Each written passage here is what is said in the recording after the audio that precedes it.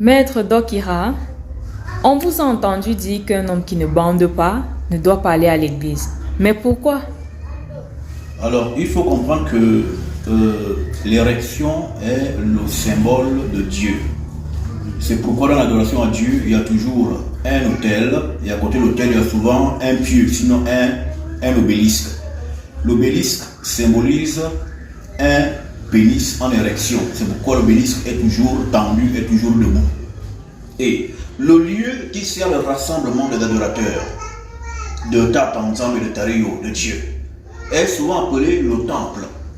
Or, lorsque vous reviendrez à Monomon, Salomon, il appelait aussi la cavité vaginale le temple, quand il parlait de sa bien-aimée, avec qui il allait dans les palais, donc dans les temples, dans les lieux de sacralité, dans le jardin de sa bien-aimée. Parce que le vagin est un temple, est un tabernacle, est un lieu de sacralité. Et donc, lorsque les gens vont à l'église, lorsqu'ils entrent par la porte d'entrée de l'église, c'est comme si un phallus pénétrait les dedans de la cavité vaginale.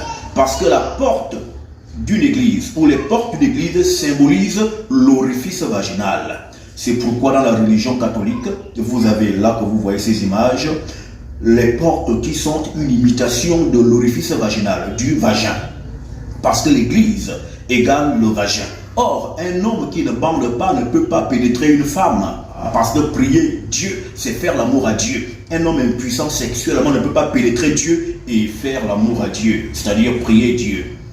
C'est pourquoi les hommes qui ne bandent pas, les hommes qui ont des couilles cisaillées, des hommes qui ont des bites coupées, ne doivent pas aller à l'église, ne doivent pas rentrer dans l'assemblée du Seigneur, parce qu'ils n'ont pas les matériaux avec lesquels on prie Dieu, c'est-à-dire le bangala, la bite, le phallus.